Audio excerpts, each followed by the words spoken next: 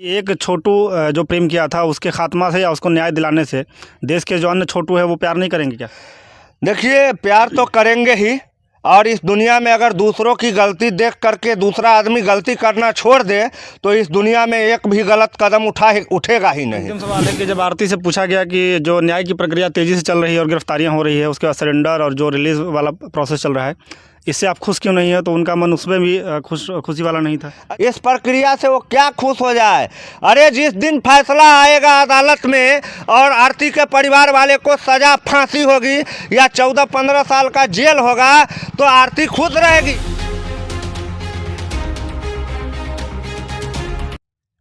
नमस्कार, आप देख रहे हैं खबर 247। आरती छोटू मामले में जो गिरफ्तारियां हो रही है उसके बाद ऐसी खबर आ रही है कि उन 7 या 6 आरोपी में से एक आरोपी को रिलीज़ किया गया है। इसके बाद एक मीडियाकर्मी वहां पर पहुंच करके पूछती हैं आरती से कि एक आरोपी को जो रिलीज़ किया गया है क्या वो आपका भाई है, और आप सभी आरोपियों में से निर्दोष किसे मानती हैं? तो आरती का कहना था कि मेरा छोटा भाई निर्दोष है और हो सकता है कि उसे भी रिलीज़ किया गया हो, लेकिन मेरे पापा ने उसका नाम नहीं बताया है। क्या कहेंगे इस पर? देखिए, निश्चित रूप से एक आरोपी को अभी रिलीज किया गया है और एक आरोपी को नहीं, सभी आरोपी को धीरे धीरे रिलीज किया जाएगा, क्योंकि जैसे ही जांच में पुलिस की प्रशासन की टीम आगे बढ़ रही है तो इस पूरे केस के प्रकरण में किसी भी कांड का, किसी भी आदमी का कोई और छोर नहीं है। आरती कब क्या बोल रही है, नहीं बोल रही, वो अभी तक 70 दिन हो गए इस घटना को, लेकिन अभी तक वो कन्फ्यूज ही है। और वो उसके मुताबिक उसके परिवार से जो उसका छोटा भाई है वो निर्दोष है, बाकी सब दोषी है। उसके कहने के मुताबिक आरती की जो लगभग 70-80 साल की जो बूढ़ी दादी है, जो खुद से खड़ा भी ढंग से नहीं हो पाती है, वो भी छोटू के मृत्यु में दोषी है। तो मैं इस बात को मानने के लिए कोई हाल में तैयार नहीं हूँ। इस दुनिया में पागल से पागल व्यक्ति भी आरती के इस आरोप को नहीं मानेगी कि आरती की दादी भी इस छोटू हत्याकांड में शामिल है। आरती के मुताबिक उसका छोटा भाई जो है वो निर्दोष है। तो दुनिया जानता है 12-14 साल का लड़का है, वो क्या किया होगा। लेकिन आरती से जब पूछा गया कि रिलीज आपके छोटा भाई को किया गया है कि दूसरे को, तो आरती कह रही है कि हमें मालूम नहीं, हमारे पापा जो बताते हैं वही हमको मालूम होता है, हम तो बाहर निकलते नहीं हैं। तो उनके पापा जो बताते हैं, मतलब पापा कौन? छोटू के पिताजी।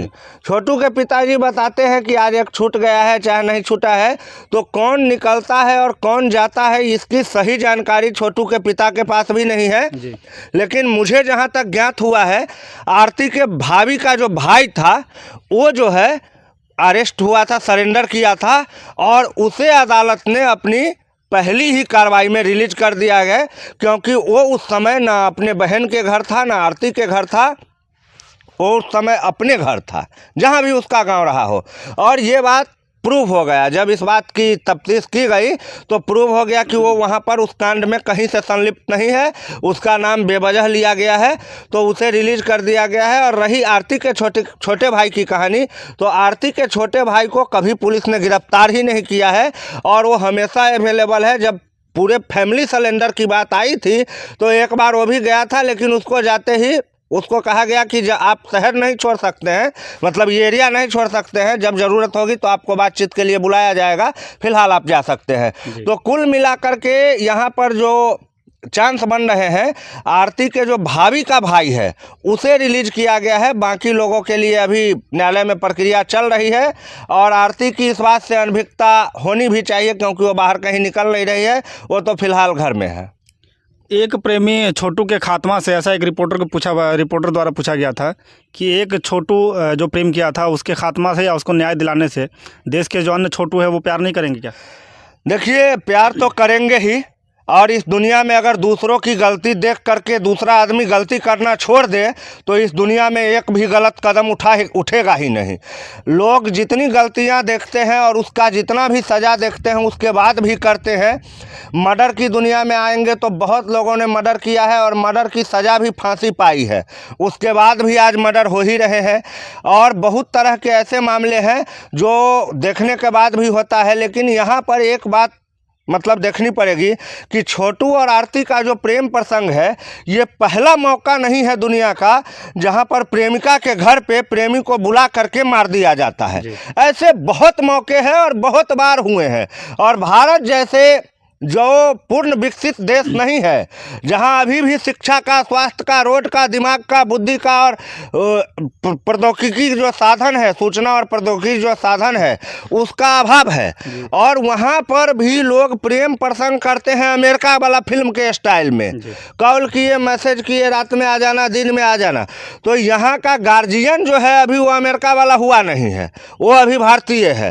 तो ये उसके प्रेम प्रसंग के इस छोटी छोटी बातों को समझ के नहीं चलेगा कि आपने प्यार कर लिया तो बहुत बड़ा तीर मार लिया। हम इस बात से एग्री हैं कि चलिए आपने प्यार कर लिया, बहुत अच्छा किया। वो प्रेमी अगर लड़की का, उसके बहन का या बेटी का मिलेगा कहीं तो वो उसे मारेगा ही, या तो हाथ पैर तोड़ दे, या जान से मार दे, या दो चार झापड़ मारकर छोड़ दे। लेकिन किसी के बहन बेटी का प्रेमी अगर कहीं भी मिलेगा उसको, और वो भी आपत्तिजनक हालत में, तो उसको पीटेगा ही।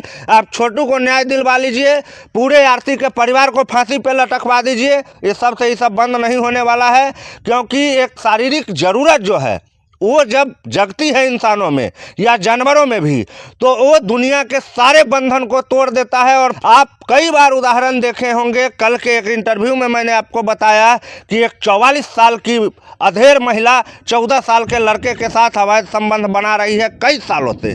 तो अब बताइए, जब ऐसा संबंध हो सकता है तो शरीर की एक अपनी ज़रूरत है, और वो ज़रूरत जब जगती है तो कानून, रिश्ता, नाता कुछ नहीं मानता है। और आमतौर पर इसे लोग, लेखक सब जो है, बड़े बड़े विद्वान, वो कहते हैं कि प्यार अंधा होता है। लेकिन मेरा कहना है प्यार बिल्कुल अंधा नहीं होता है। प्यार बहुत पवित्र चीज़ है। इस तरह का जो कारनामा है ये लगातार चलता रहेगा। जब से सृष्टि की रचना हुई है, स्वयं भगवान ने भी प्रेम किया है, लेकिन उन्होंने पवित्र प्रेम किया, और आज प्रेम को पाप करके उसको प्रेम का नाम दिया जा रहा है। और इसी कारण इतने मर्डर हो रहे हैं, इतने आशिक आशिकी जो है उतर जा रहा है।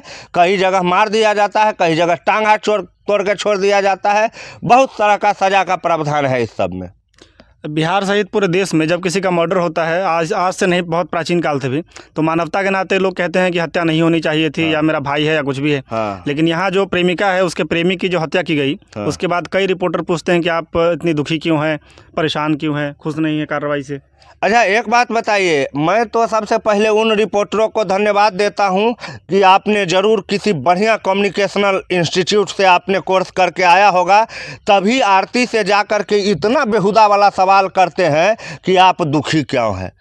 अरे बाबा, उसका नौटंकी में प्रेमी गया पहले, चलो उसका एक ऐसा था, उसके पास गॉडफादर जो उसके लिए कुछ कर सकता था, वो फिनिश हो गया। उसके बाद उसने अपने नौटंकी में एक बड़ी गलती कर दी कि अपने पूरे परिवार को फंसा दिया।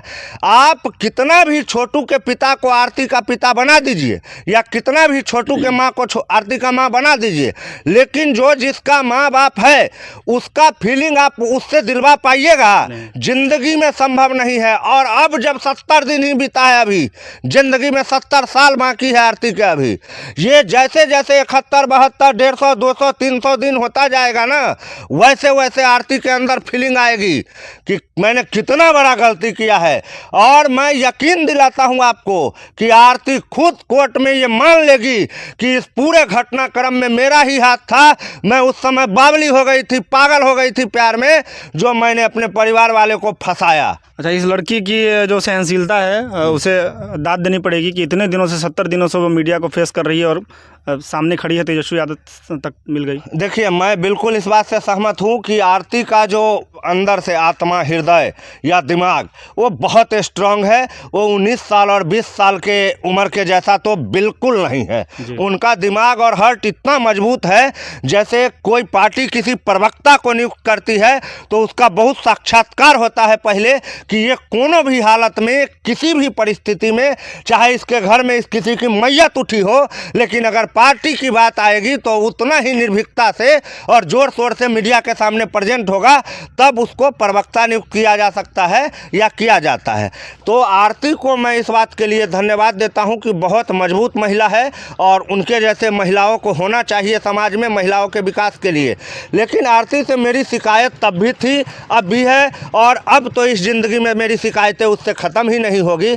जिस तरह उन्होंने अपने जन्मदाता, कर्मदाता, सहयोगदाता, अन्नदाता माँ बाप भाई भाभी दुनियादारी को इस केस में इन्वॉल्व किया है। आरती ने बहुत ही अच्छा काम किया है, मुझे कोई दिक्कत नहीं है ये बात बताने में, लेकिन आरती ने मानवता को तार तार कर दिया है, रिश्ता के टुकड़ा टुकड़ा कर दिया है। और बेटी पे आप कितना विश्वास करेंगे उस पैरामीटर को आरती ने फोड़ दिया है। अब लोग अपनी बेटी पर विश्वास करने से पहले 1000 बार सोचेंगे, क्या कल को अगर इसके प्रेमी के साथ मैं मारपीट करूंगा तो ये भी कहीं आरती की तरह पुलिस में गवाही तो नहीं दे देगी, और अगर ऐसा होता है तो वो परिवार भी तबाह हो जाएगा। इसलिए अब अगर बेटी प्यार के पहले कदम पर ही रहेगी तो उसके गार्जियन उन्हें रोकेंगे, उन्हें मारेंगे पीटेंगे, क्योंकि तब बात सिर्फ बेटी का ही होगा, दूसरा नहीं होगा। और इस तरह आरती ने समाज में लड़कियों को कलंकित करने का एक काम किया है। वो बहुत मजबूत महिला बन के उभरी है, लेकिन देखिए दूसरा पक्ष आरती का, उसने लड़कियों पर से लोगों का विश्वास करना बंद करवा दिया है। और कई लोग बोले भी हैं, और ख़ास करके आरती की दादी भी बोली है कि आरती ने जो किया है उसका सज़ा उसको भगवान देगा।